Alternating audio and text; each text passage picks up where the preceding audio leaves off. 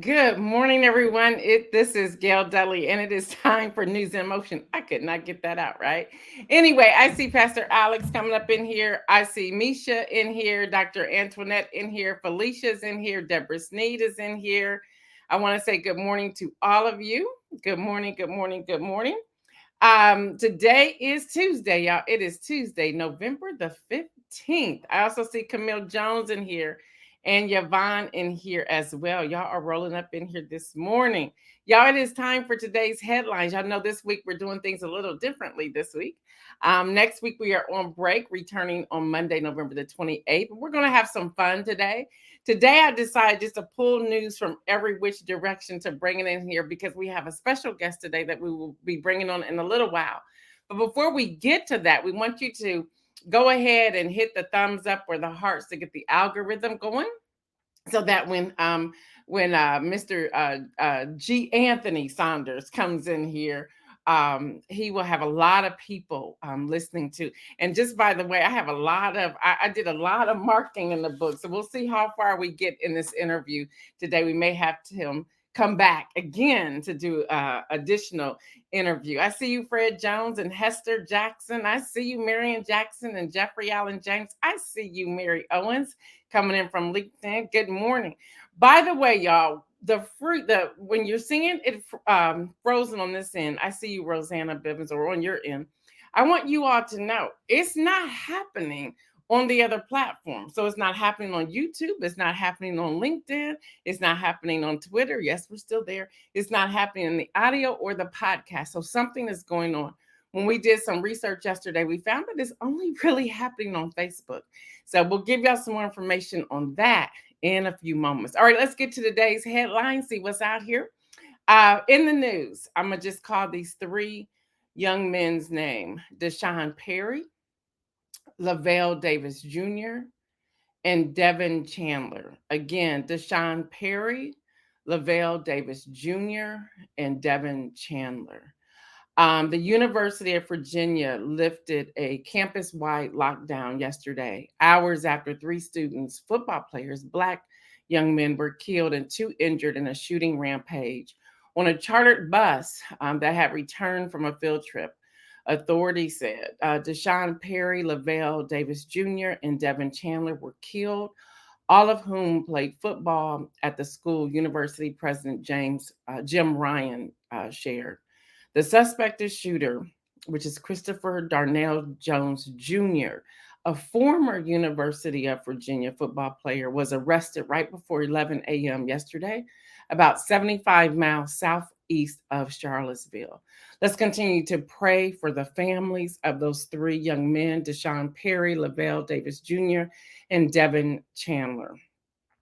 All right, y'all. Bloomberg is reporting that Amazon is going to fire 10,000 people. They're going to let go 10,000 people, the largest ever mass termination by the e-commerce giant founded by Jeff Bezos. The company faces slower growth and fear of turndown, similar to other tech companies. That they have to cut thousands of people over the past few weeks, and they don't believe that's the end of it as well.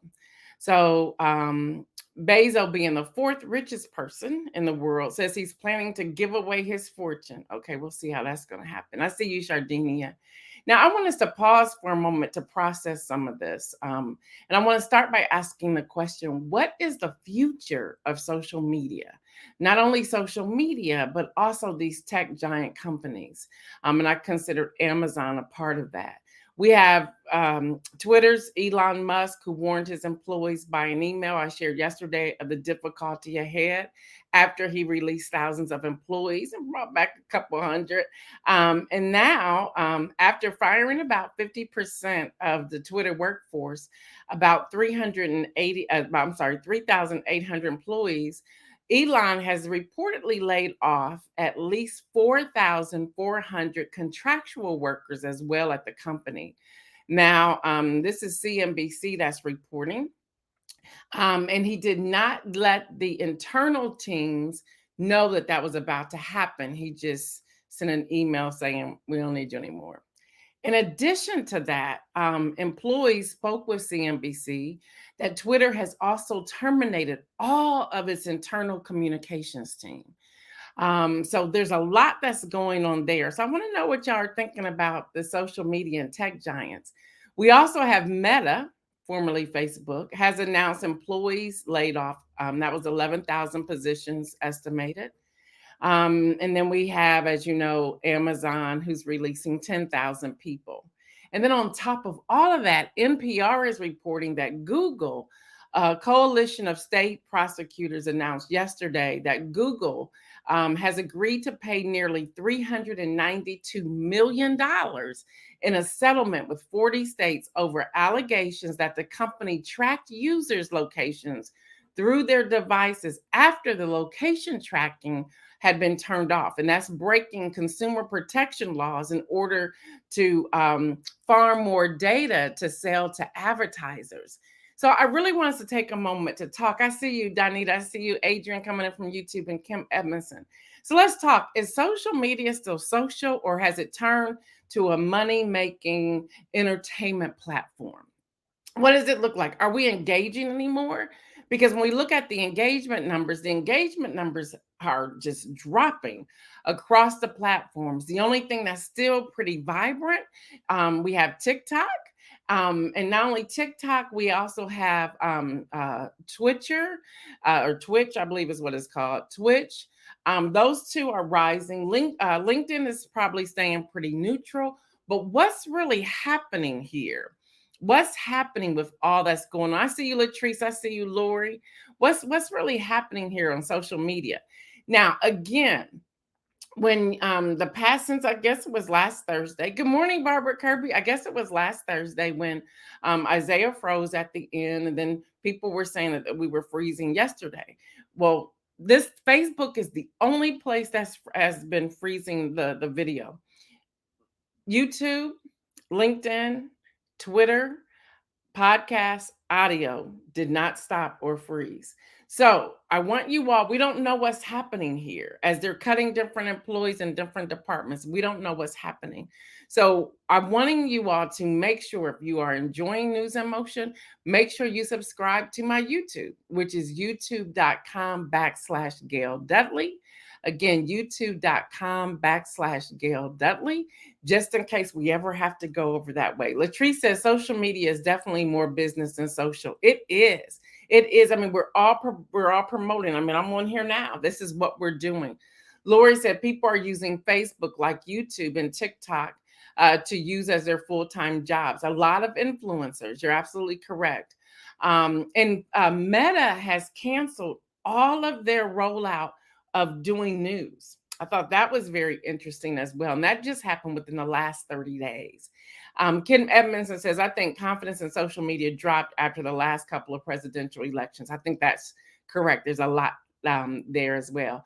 And Yvonne said a lot of money involved, and those millionaires are having more trouble than they thought.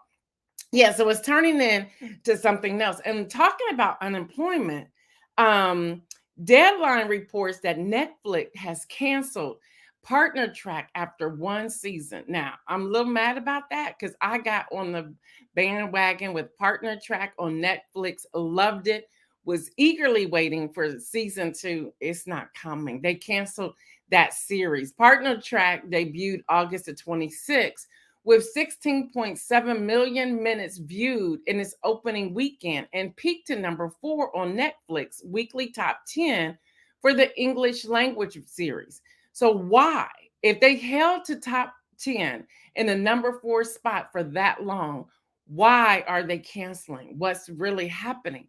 And y'all, if that's not enough, Los Angeles Times is reporting that about 48,000 unionized academic workers across the University of California's 10 campuses, who performs much of the teaching and research in the state's premier higher education system, walked off the job yesterday, calling for better pay and benefits. I'm like, what is going on? Y'all, do y'all see this news and how it's coming out? And then I want all of y'all to put in the chat, say what? And if you're driving, listening by audio or podcast, just yell out at your desk or in your car and just say, what? What? Y'all get this. USA Today reports that on Monday, the U.S. Department of Transportation announced that it took a historic enforcement actions against 6 major airlines to pay back, get this, y'all, $600 million in fines to hundreds of thousands of people who are owed flight cancellation refund. Airlines are required by the Department of Transportation to provide a refund to customers if their flights are canceled for any reason, even if the ticket was bought as non-refundable. Now, the refund also need to include any and all additional fees like baggage fee or seat assignment. So, y'all, that's happening. And for me, I'm glad it's happening right before the holidays. So maybe airlines won't cancel. They're really cracking down from the Biden administration and the Department of Transportation when it comes to these airlines and these fees. I just said a whole lot there. Y'all, told y'all how many people were losing jobs.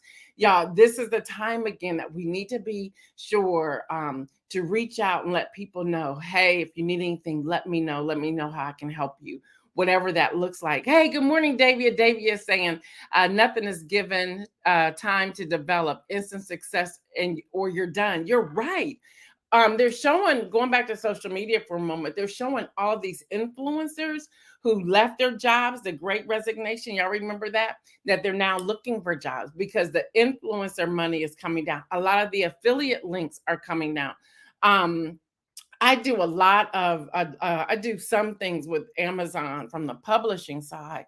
And even with that, when they've been sending us information for Black Friday, it's interesting how they're trying to get us to push more than our category. Well, mine's in publishing. So how am I going to sell an iron, So it's just really interesting how they're pushing that. And you can even see from that side, something's up, something's going on. So influencers are changing. I see you, Stephanie Burbridge Hall. Good morning to you. There's a lot that's changing. So we just have to be mindful of all of that. And when it comes to your branding, your business, I'm asking you to pay attention there as well. And we've been talking about this for 2 years here on NewsInMotion. Your branding, the thing that has not stopped, it may have slowed a little bit, but email marketing is still at the top of the list. People were going to social media to do all of that, but email marketing is still at the top of the list. Also, y'all may not like it, printing out some letters, signing your name, like literally signing it in a blue ink pen, sealing the envelope, putting a stamp on it, and sending it for campaigns still work. Postcards, they still work. Y'all just notice email marketing hasn't gone away at all. It has not gone away. So be mindful of that as well.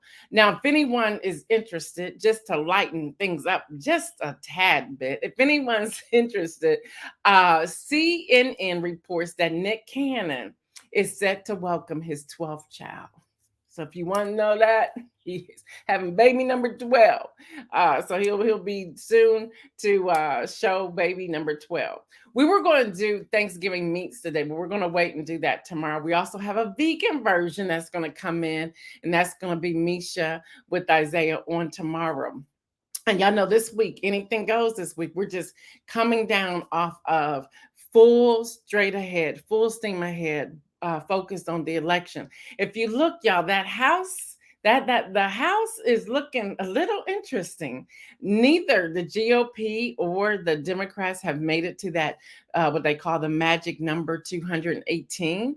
The GOP's a little closer; they're at 214. But hey, the Democrats are at 212. This is interesting. But whoever gets in that seat, whoever is too close, not much is going to happen. Again, we the people have the control of both the House and the Senate. So going back to the list I shared with you yesterday, I'm asking you to just really think about how can you become more involved in civic engagement in your area. So it's just really interesting. So here's a few quick things before I bring in George.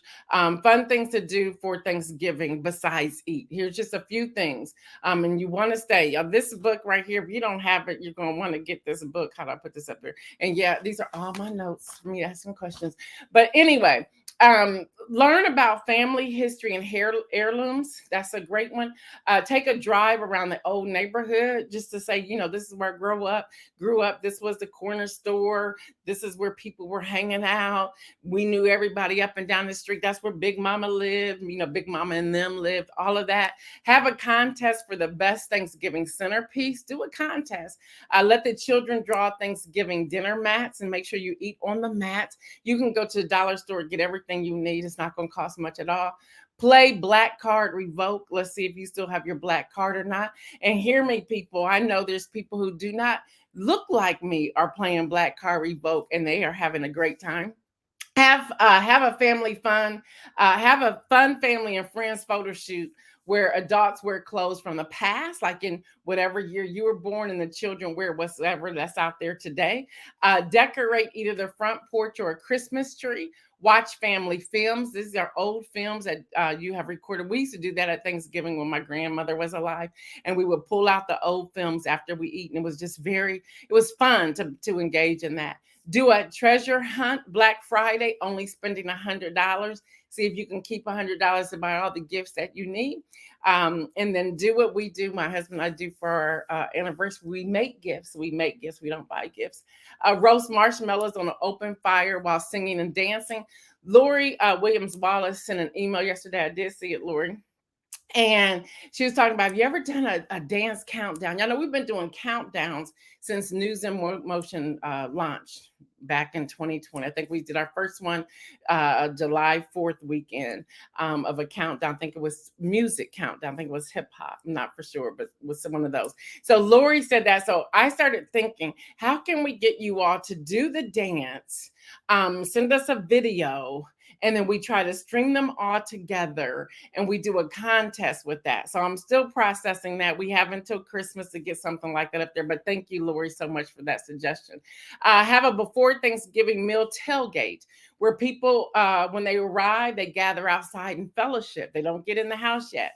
Coupled with the tailgate, collect food donations to take together to the homeless shelter or to someone's home. Now, no food donation, you don't get into the house. That's what the tailgate is all about. Do a recipe book. I see you, Diane Ladybug. Do a recipe book. Everyone bring their favorite recipe, enough copies for everyone who will arrive, plus a few extras. Have the craft to make the cookbook as a gift that you give to everyone upon leaving. Organize a neighborhood cake walk or pie walk. That's an interesting one. I don't know if I would do that because I need to know what people's kitchens look like. Organize that. Bring fabric pictures and make a quilt. We can do that. Write letters to soldiers. Have a Thanksgiving walk around the neighborhood. Play flag football. That would be so much fun, especially if it was snowing outside. Play family bingo. And then here's my last one. Watch Charlie Brown's Thanksgiving to discuss how Franklin, I remember Franklin, was left by himself. Franklin was the only Black character in Peanuts. He is seated in a beach chair across the table from everyone else. Even though he's a part of the group, he's still distinctly separated from them. So have a discussion around that. So that's just a quick thing fun things that you can do. That last one's probably a little bit more deep than we wanted it to be. But all of that. And then the other thing you can do on Thanksgiving is have a discussion about when a man loves a woman. So we're going to bring in Anthony Saunders, and we're going to talk about this book. And I want all of you to get this. This makes a great Christmas gift, a birthday gift, an anniversary gift, something you could do with your singles ministry or something you can do with your couples ministry to have a discussion. He's very transparent in this book. Before I go there, Latrice Jones says she's triggered about what? Mary Jenkins says, good morning, everyone. It's Mary Jenkins. My Facebook and IG accounts have been suspended. I'm working to address that. I'm thankful I can view it this way. I'm thankful that you were able to find us on LinkedIn as well. So y'all, here's the book. And I want us to really think about this book. And I want us to support this young man. I want us to support this young man. Y'all can't let me advance, will y'all? Diane Ladybug said they did Franklin wrong. Haven't watched that episode since I come to realize that. And then Latrice Jones said Charlie Brown was wrong for doing him like that. His wife finally addressed that. I don't know if she's still alive or not, but his wife addressed that, Jean Schultz, about 2 years ago. she addressed that and said that that her husband wasn't the one who drew that character or put that segment out there. She blamed somebody else, so who knows what's happening there. And then Jeffrey Allen James said how they portray Franklin is so racist. Yeah, we all watched that until recently when we all woke up and said, what? He's in a beach chair and across the table. But there's that. Let me get back to this book. Let me just tell you this before Isaiah brings him in here. Amazon description reads, when a man loves a woman is intriguing, thought-provoking, and challenging. The author, in an easily comprehensible fashion, guides the reader through the intricacies of relationships. His unique ability to use illustration and transparency about his relationship choices compared to Jacob's. There's something to be had by everyone, single, married, male, and female. Now, this is the first book of George Saunders. The author is also an entrepreneur, a minister, certified life coach, motivational speaker, and podcaster. He has overcome several obstacles during his lifetime. He has a unique way of using humor, transparency, and compassion to connect with everyone he interacts with. He believes failing at something does not make you a failure. Failure occurs when we fail to glean anything from that experience. There's a few 5-star reviews on Amazon. One reader says, this is a great resource for those who are single or dating, an even better tool for those who are married and need to get back on track. They say they highly recommend. And then another reader says, it is easy to read, fun, and practical. The author shared several stories that probably resonate with many readers along the biblical teaching in the book. The book provides a lot of interesting information that helps people to understand, repair, and strengthen their relationships. It's a great tool for anyone in a relationship. They go on and say, I will purchase this book for my young adults, but I think this book will be a great book for premarital counseling, as well as a book for married couples. It's never too late to improve your relationship. So Isaiah, bring in Mr. Saunders, please, so we can start this conversation. Good morning to you. Good morning. Good morning. How are you? I'm good. How are you? Oh, thank you for having me. First of all, let me say thank you. When you held up the book with all those sticky notes, I went and grabbed my copy. Hopefully, this is an open book exam. That's what I feel like I'm prepared for. So, well, I do this when I'm reviewing any book.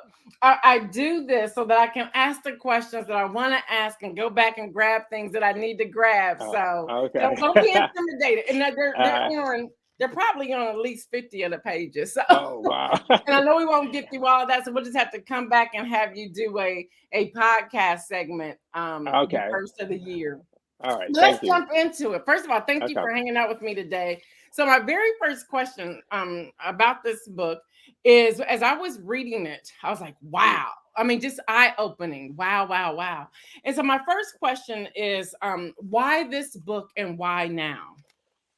Oh, why this book? I don't want to get too deep spiritually. It would not go away. I preached that sermon from some similar title in 2009, and 12 years later, it's like it would wake me up at night. It would haunt me during the day.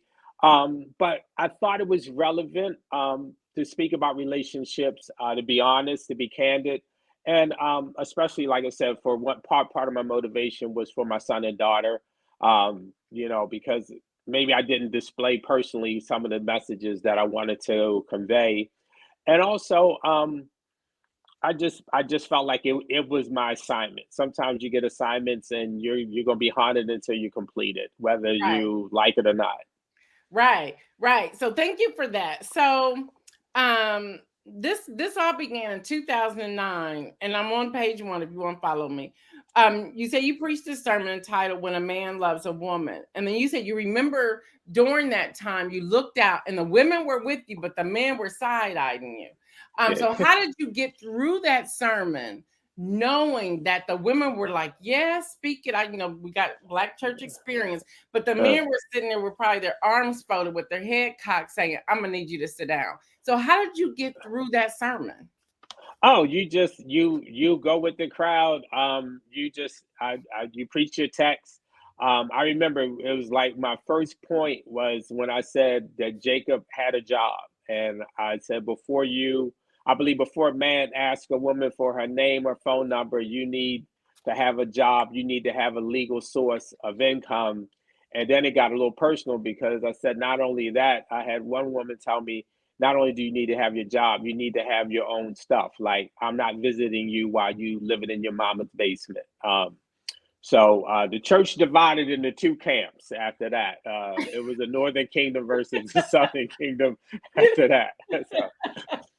I can only imagine. And I want to bring this out to everyone who's tuned in. When you preached that sermon, you were divorced, correct? Yes. Yeah. So was there something about the divorce as you were reflecting on that relationship that helped you bring this sermon together? We know you went through just let me back up. Yeah. In the book, you mentioned that you were not a failure, but you had fallen short. So you're divorced, you're given this sermon. It was probably I can only assume from reading this, it was difficult. You were reflecting, things were flashing through your mind. How did you bring it all together? Not just for the sermon, but how did you bring it all together when you realized this is a book?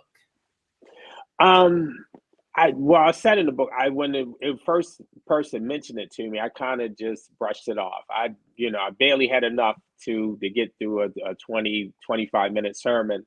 A book, at the time of the sermon, it was the book part that you have to do the self-reflecting. You really had to go deeper into it. And I think it's Minnie Rippleton talks about back down memory lane. Yeah.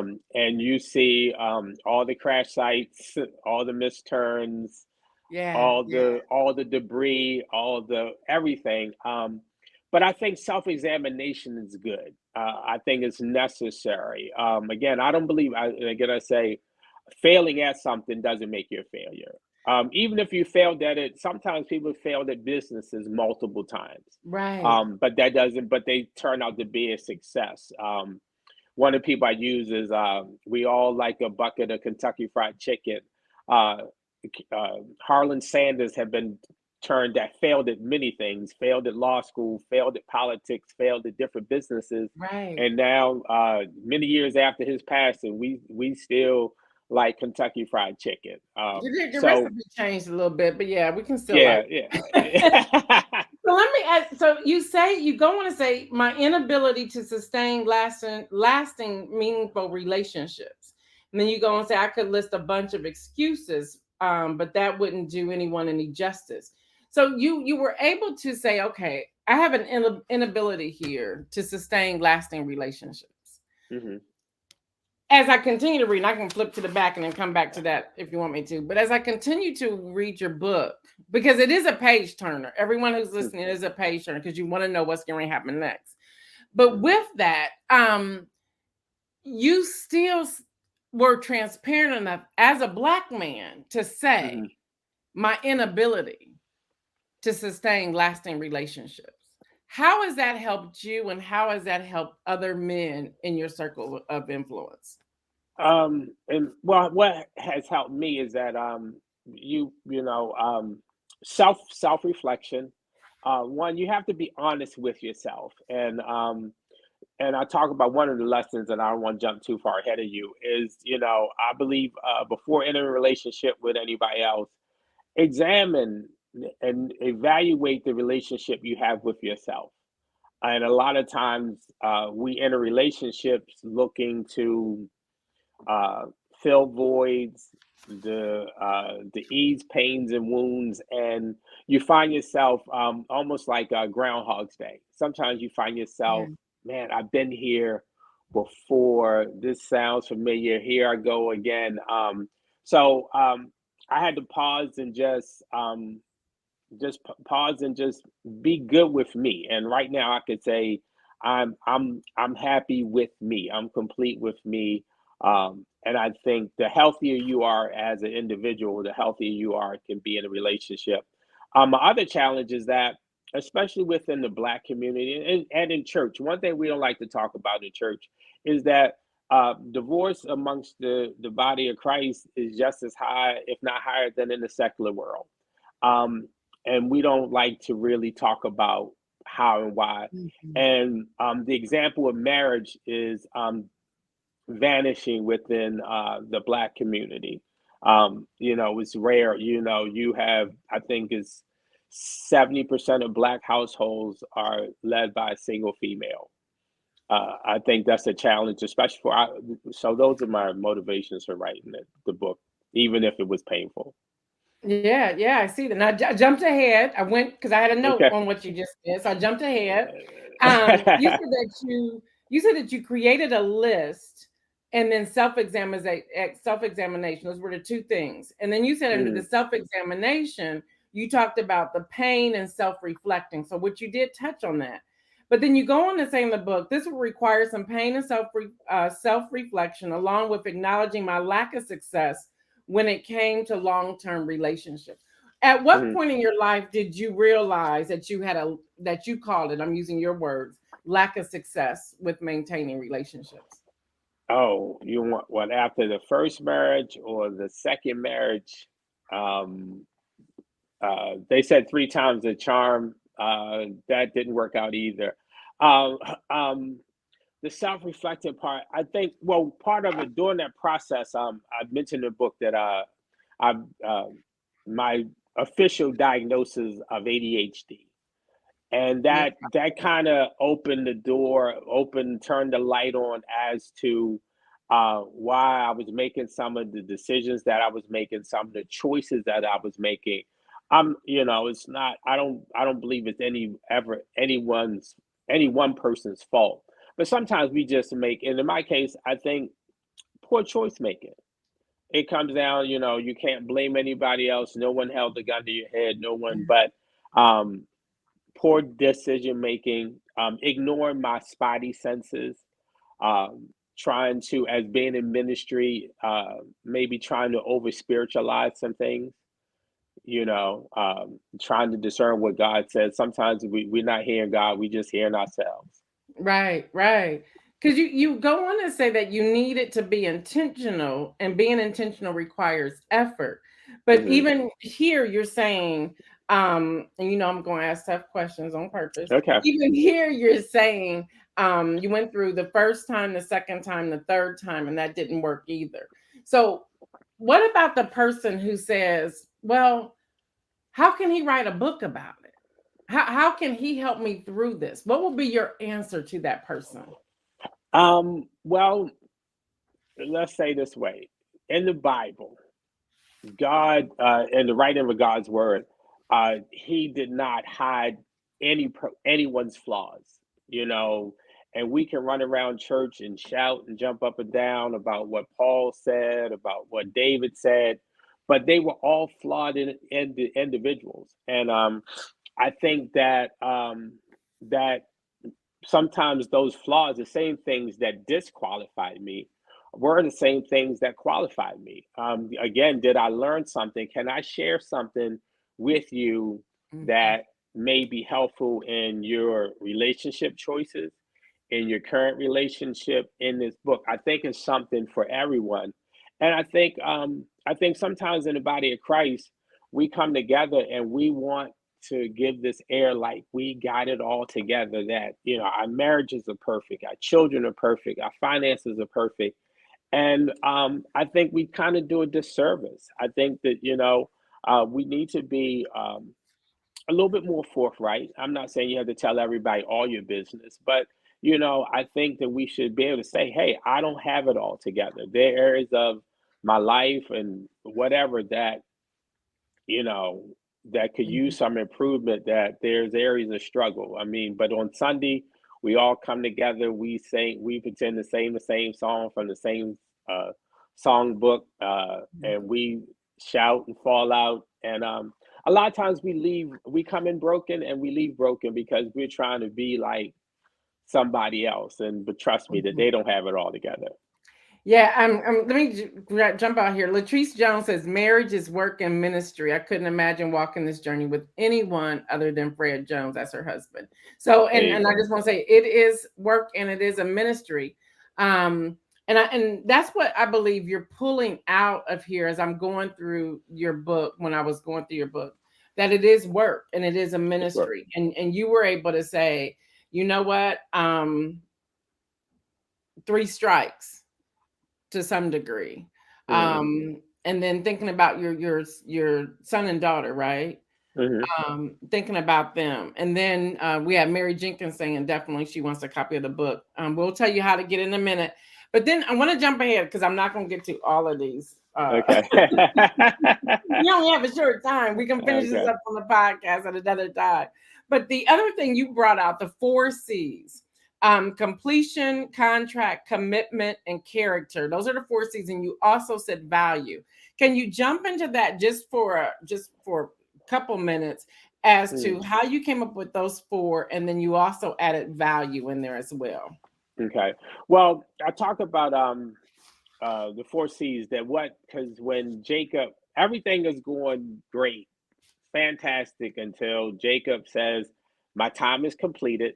I gave you my 7 years, and so give me Rachel, and that I may consummate my marriage. And then he wakes up the next day and finds that he's been tricked, bamboozled.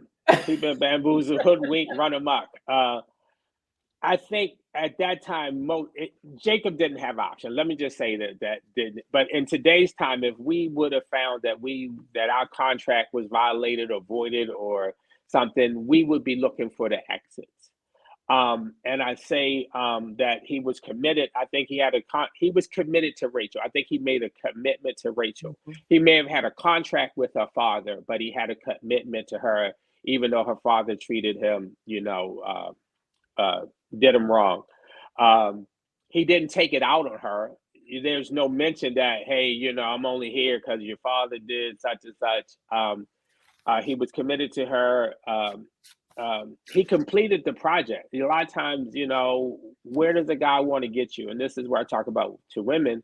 Sometimes one of the things that Jacob did when he said that he would work for 7 years for her daughter, to Laban, for Rachel, he placed value on her. And I think sometimes we can misunderstand value. Just because somebody wants to spend money on you and buy you Louboutins and Louis bags and take you on exotic trips, but yet they don't spend any time with you, doesn't mean that they're placing value on you. And I talk about in the book about some relationships I've been in where these women, one person I wanted to take her out, and she told me, fine, but when you come pick me up, you got to open my car door when I get in, and you got to open my door when I get out. And I was like, I don't even know if I like you like that yet. But guess what I did? I opened that car door when she got in, and I opened the car door when she got out. And in a way, she let me know, you can't approach me any type of way. I value myself, and I expect you to treat me with that same level of value without the head rolling, no attitude. It was sweet. Like, dang, I ain't had no choice but to open the car door. And you can do that. And I encourage women to place value on yourself. Know what you're looking for. I think I put in a book, you need to write down 10 things you want in a mate.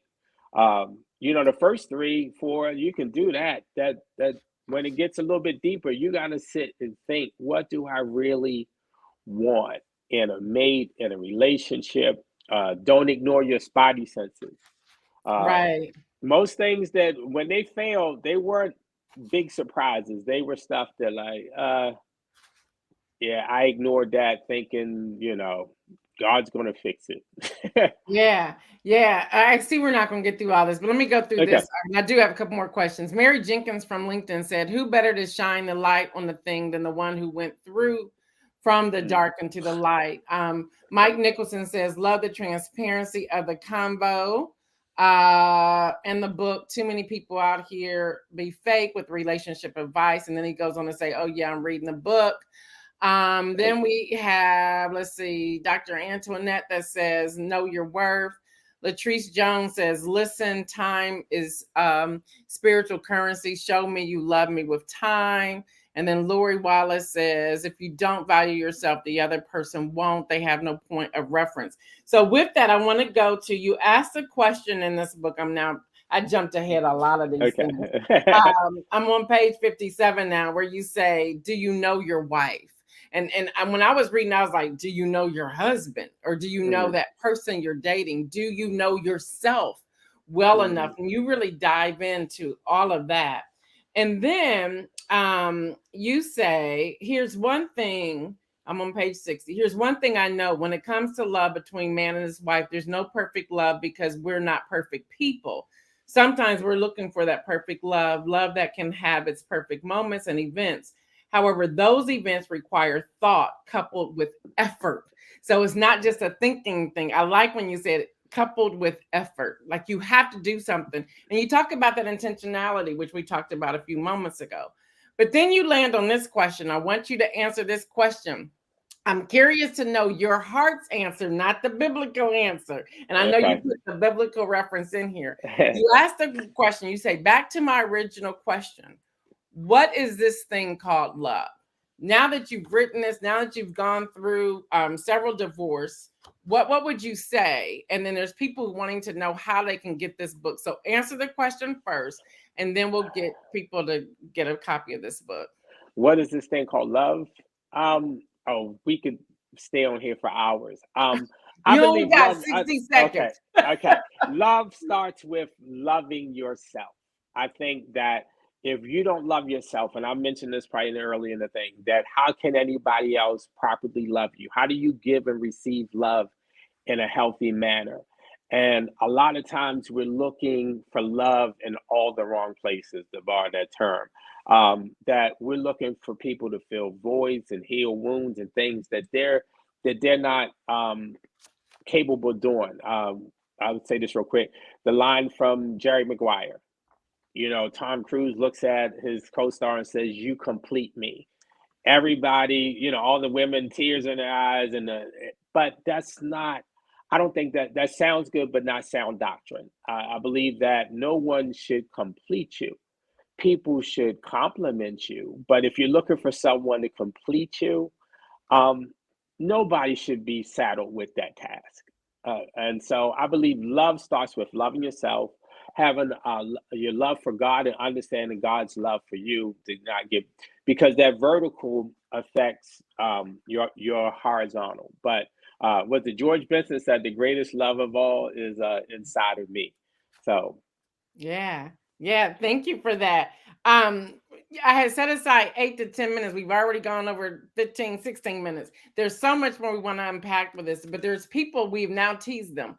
This book is called When a Man Loves a Woman. It's by G. Anthony Saunders, and the ticker is on the bottom there. Let people know how they can get the book, please. You can go to Amazon.com. So When a Man Loves a Woman, there's several versions. So my subtitle in is Candid, How I Got It All Wrong.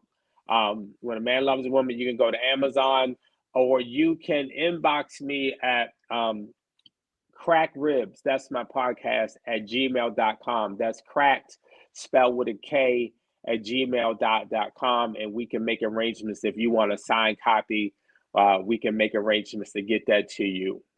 Now you said Cracked Ribs at gmail.com. At gmail.com. That's cracked with a K. Yeah. And ribs with an S. Yeah. Yes. Cracked Ribs. Hi, Clark at gmail.com. Hey, that's you see, that's Clark your niece on there. Yeah, that's my niece. Hey, Clarkish.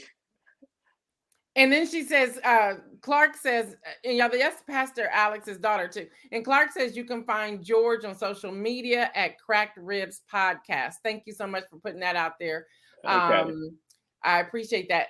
Mike Nicholson says that he's going to Amazon now to purchase. Mike Nicholson also says that we need 2 hours. We need 2 hours to discuss this. So y'all, and he's available to come and speak. Is that correct? Yes, yes. And they would do that by reaching out to you at your email, yes? Correct. Yes, ma'am. Yes. All right. She just said, yes, ma'am. I think we're the same. Don't do that. Hey, when you said this young man, and I'm like looking at all this gray as I'm looking, I was like, oh, that's generous, but I'm going to receive it. I'm going to receive it. And then Dr. Antoinette said, fam, this is a great book and an easy read. It really is. Deborah Johnson says this is webinar material. Okay. Yep. And so my husband and I have a signed copy, so y'all can't have my copy at all. This is a signed copy from the author. So there's a lot. It seems like people are saying this is all webinar material for you. So that should be your next thing. Go around, start getting your speaking schedule up, calendar up, and go even to marriage retreats and so forth, singles retreats and so forth. Get that out there. So y'all, he's available. And this is what the cover looks like in case there's a couple of them out there, but this is what it looks like. And it's a great book. It's an easy read, biblical references. And I appreciate your time. Thank you so Mike much. Nicholson said, Gail Dudley said, you got to get your own. That's right. You got to get your own. This is mine. So this is what I'm going to do. NewsInMotion will purchase 3 of these. And on Thursday, we will do our Thanksgiving something we're going to do. And the 3 people who answer the questions correctly will each get one of the books. So, but don't wait for that. Still buy your own. You can always get one and give it as a gift. So when you're buying, think about Christmas, think about anniversaries, think about graduation, think about birthdays, think about just because. Think about people in your life who may be having challenges within their relationships. Buy a stack of these books and give them away as gifts. So again, thank you so much, George, for hanging out with us this morning. I appreciate you. Appreciate you. All right. See you soon. All right, everyone. We're running out of time, but here's the inspirational message. Do not become double-minded. Think about prayer, if you will. You cannot pray effectively for yourself, for someone else, or for something, and then talk negatively about it. We've talked about this before right here on NewsInMotion. That is being double-minded. James 1 verse 8 says, a double-minded man is unstable in all they do. Let's look at James chapter 1 verses 6 through 8 for a moment. It says, this is out of the New International Version, but when you ask, you must believe and not doubt, because the one who doubts is like the wave of the sea blown and tossed by the wind. That person should not expect to receive anything from the Lord. Such a person is double-minded and unstable in all they do. My question for you today is, what have you been asking for? Or what, or who, or what have you been praying for? And then later on, you curse that thing because you are saying something that has gone against the very prayer that you have asked. These are things we need to stop doing. So even as George was talking about his book, and he was talking about being intentional, and he was talking about his life, he was talking about the 3rd marriage, he was just talking about his children. And you got to get the book to really see. I'm probably sharing more than what we did in the interview because I read the book. At some point, you have to say, okay, how am I going to pray about this? And how am I going to live through this? What does that look like for me in this season? What am I praying about? Am I praying about my business? Am I praying about my relationships? Am I praying about my finances? Well, after you're done praying about it, what action are you going to take? But you can't be double-minded. You can't be asking God to bless you financially, and then turn around and talk about how broke you are. That's being double-minded. You have to talk about and start planning what that's going to look like and how you're going to walk into the favor of the Lord. Y'all, this week has been a fun week, a different week. We still have 2 more days of it. I'm so excited tomorrow. Not only will we have Isaiah, we will also have his sister Misha, and I think it's going to be pretty wild. I might just have to come off screen and let them go at it. She's going to talk about vegan dishes, and he's going to talk about non-vegan dishes. We're going to talk about the meats tomorrow. We're going to bring that in, and we're going to talk about some other dishes, some casserole dishes and so forth. We're going to have some fun. Some of you were asking were we going to be able to do anything with drinks. Well, that was really supposed to be Wednesday, but it's now going to be Thursday, and we have to be very careful because we will have Lexi on the show who will be reporting from her high school, so we have to be careful with that. And I had to remind Isaiah, he's only 20, not 21. So we'll be dealing with that as well. We're going to find a way to work it all in. We're going to still have some fun. And then again, the week of Thanksgiving, we're going to be taking a break, but we will return on Monday, November 28th. So this week, y'all, the team is just like, let down. And that letdown is we have been going hard since September the 7th, bringing you all the election news, voting news, headlines, headline news and so forth. So we're just having some fun. And it's interesting. There's so many people who have been writing in or inboxing us saying that they enjoyed the show yesterday. It was a different flavor because we weren't just on voting. Now, let me just make this disclaimer here. That's really who we are. Politics, news, headlines, but we're weaving in some other items until we start going hard again for the 2024 election. I don't know if he's going to announce today. My prayer is that he doesn't, that he would just go away. But if he does, y'all don't let that rock your holiday or what's to come. Still enjoy it. Ignore it. Don't watch it. Don't put it on the loop and replay it. There's a lot of people on the GOP side is telling him not to do it because he failed them in this midterm election. So y'all know what I say, right? Stay well, everyone. And remember, make some bold moves. I'm out.